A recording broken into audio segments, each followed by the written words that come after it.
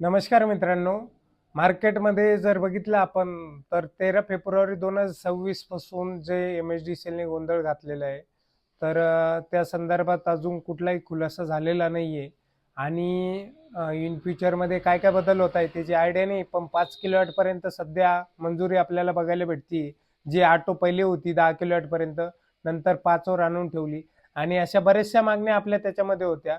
त्याच्यानंतर आता जे MSDCL वाले पेपरमध्ये न्यूज टाकताय, तर त्या न्यूजमध्ये त्यांनी बऱ्याचशा गोष्टी अशा ॲड केल्या आहे, सौर प्रकल्पाला ₹15,000 होणार स्वस्त. तर आता सौर प्रकल्प काय MSCDCL वाले स्वतः विकत नाही. ते तुम्हाला मार्केटमधून जे सौर वेंडर आहे, तर त्यांच्याकडून घ्यावा लागतात.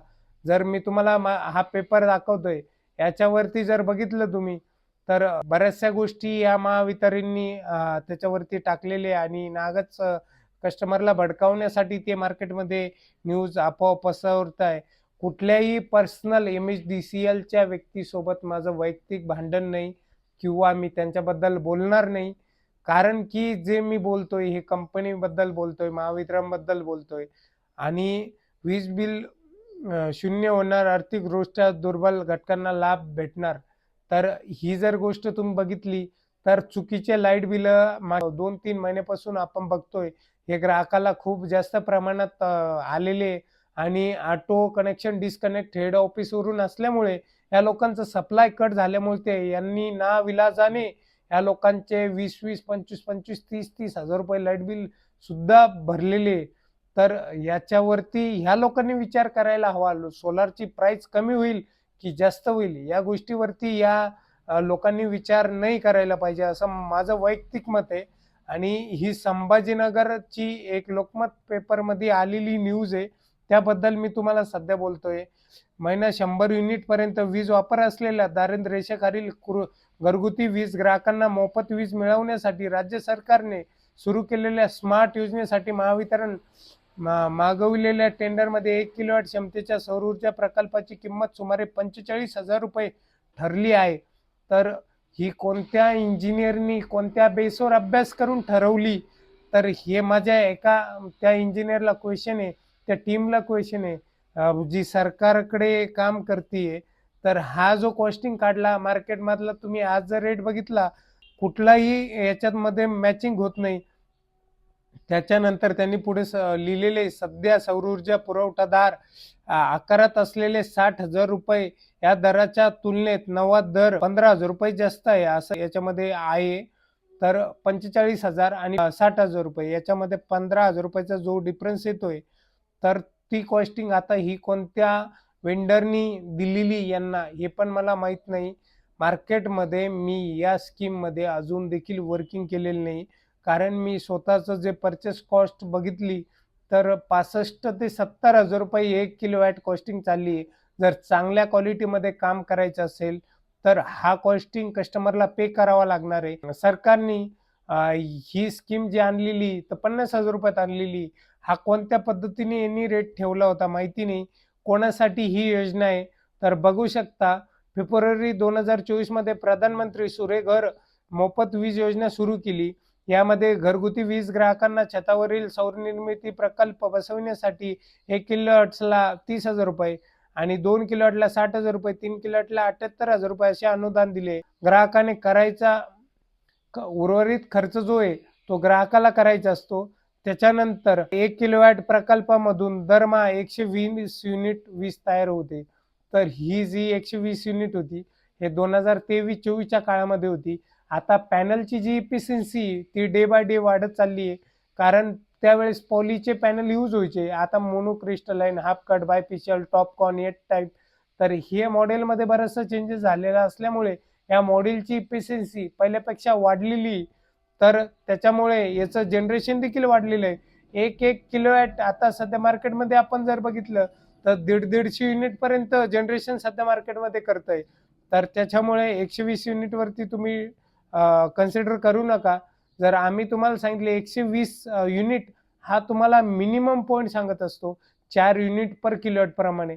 काय होतं माहिती आहे का, मार्केटमध्ये जर तुमच्या घरी आम्ही सोलर सिस्टम इन्स्टॉल केलं, जर त्या जागेवरती तुमचं प्रॉपर क्लिनिंग नसेल किंवा प्रॉपर ऊन नसेल, प्रॉपर मेंटेनन्स नसेल, बऱ्याच गोष्टी याच्यावरती डिपेंड करतात.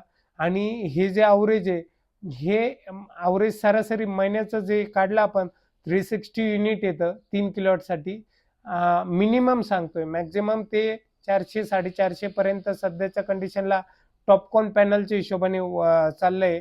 त्याच्यानंतर आता जर तुम्ही बघितलं तर व्हीलिंग चार्जेस जे त्यांनी ॲड केलेले, जे म्हणजे एक्स्ट्रा पेनल्टी जी लावलेली आहे, ₹60 युनिट त्यांनी जी पेनल्टी लावलेली, जर तुमचं जनरेशन किंवा तुमचं एक्सपोर्ट पर किलोवॅटच्या हिशोबाने 100-150 युनिटपेक्षा जास्त झालं, तर तुम्हाला ₹60 युनिट प्रमाणे MSDCL पेनल्टी लावणार आहे.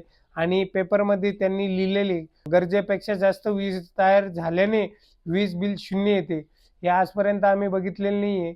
कारण ग्राहक पहिल्या महिन्यात जास्त वीज बिल पे करतो, पुढच्या महिन्यात मग ते मायनसमध्ये चाललं जातं. हेच आम्ही आतापर्यंत बघत आलेली कंडिशन आहे. अतिरिक्त वीज महावितरणला विकून उत्पन्नही मिळते. आता हे उत्पन्न कोणाच्या बँक अकाउंटमध्ये जमा होते हे महावितरणलाच माहिती आहे. त्याच्यानंतर महाराष्ट्र निवासी रूफटॉप सोलार योजना, राज्य सरकारच्या स्वयंपूर्ण महाराष्ट्र अवायसे रूफटॉप सोलार योजनेचा जो शासन निर्णय झाला होता, त्याच्यामध्ये यांचा प्रति किलोवॅट ₹50,000 खर्च गृहीत धरला आहे. आता हा कोणी धरला याच्याबद्दल मी तुम्हाला पहिलेच बोललो. याच्यावरती यांनी व्यवस्थित R&D करून, व्यवस्थित स्टडी करून ह्या गोष्टी केल्या नसल्यामुळे जो ग्राहक दारिद्र्य रेषेखाली आहे किंवा या योजनेमध्ये बसतोय, तर अशा मला आजपर्यंत जवळजवळ 100-200 ग्राहकाचे कॉल आलेले, तुम्ही 2,500 किंवा ₹5,000 मध्ये सोलर सिस्टम बसून देणार का? तर आम्ही सरळ सरळ त्या ग्राहकांना नाही म्हणून सांगतो.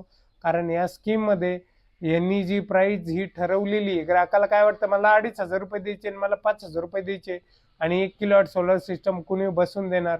तर ही पूर्णपणे चुकीची गोष्ट आहे मित्रांनो. कारण ही जी कॉस्टिंग चालली 65,000 ते 70,000 चालली आहे. आणि जो वरचा 45,000 किंवा ₹47,500 तुम्हाला केंद्र सरकार आणि राज्य सरकार मिळून पैसे देणार आहे. बाकीचे उर्वरित जे अमाऊंट आहे, वरची अमाऊंट, ती तुम्हाला स्वतःच्या खिशामधून पे करावा लागणार आहे.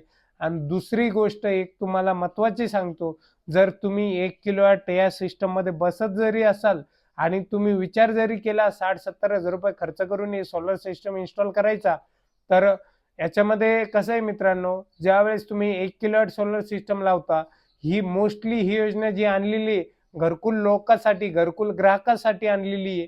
आणि जर त्या ग्राहकाचा इन फ्युचरमध्ये इलेक्ट्रिक कार घ्यायचा विचार असेल किंवा इलेक्ट्रिकल स्कूटी घ्यायचा विचार असेल किंवा पूर्णपणे त्यांना इलेक्ट्रिसिटीवर लोड टाकायचा विचार असेल, घरामध्ये गॅस वगैरे वापरत असाल तर इंडक्शन घ्यायचा विचार असेल आणि त्यांचे जर जास्त यूज होत असेल, तर वरच्या युनिट तुम्ही यूज करणार, याचं बिल तुम्हाला कायदेशीरपणे महावितरणला पे करावं लागणार आहे. तुम्ही 1 किलोवॅटचं सिस्टम 3 किलोवॅटमध्ये कन्व्हर्ट करू शकणार नाहीये. कारण यांनी तसं कुठं लिहिलेलं पण नाहीये. पण ज्यावेळेस आपण ओरली यांना विचारलं, तर या लोकांनी असं आपल्याला कळवलं, की याच्यामध्ये कुठल्याही प्रकारचं तुम्ही ओव्हरलोड देऊ शकत नाही. म्हणून आम्ही हे अनुदान देतोय. अनुदान केंद्र सरकार आणि राज्य सरकार देते, महावितरण नाही देते. तरी तुम्हाला सांगतोय, की आपण जे 1 किलोवॅट सोलर सिस्टम बसू, याच्यामध्ये एक्सटेन्शनचं म्हणजे वाढवण्याचं तुमच्याकडे कुठल्याही प्रकारचं ऑप्शन नाही. त्याच्यानंतर महावितरण मंजूर केलेल्या टेंडरमध्ये प्रति किलोवॅट ₹45,450 इतके रक्कम आहे. तर हे त्यांचं अनुदान आहे समजा. त्याच्यानंतर आता वरती जर बघितलं तुम्ही, योजनेतून दुर्बल घटकासाठी वीज ग्राहकांना वाजवी किमतीत छतावरती सोलार प्रकल्प बसून मिळेल, त्यासाठी महावितरणने राबवलेल्या निविदा प्रक्रियेस चांगला प्रतिसाद मिळालेला आहे.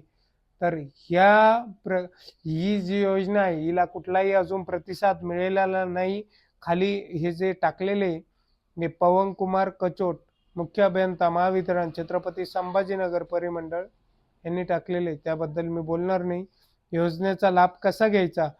सौर ऊर्जा प्रकल्प बसविणाऱ्या सूचीबद्ध पुरवठादाराची यादी महावितरणने आपल्या वेबसाईटवर आणि स्मार्ट योजनेच्या पोर्टलवर उपलब्ध केलेली आहे.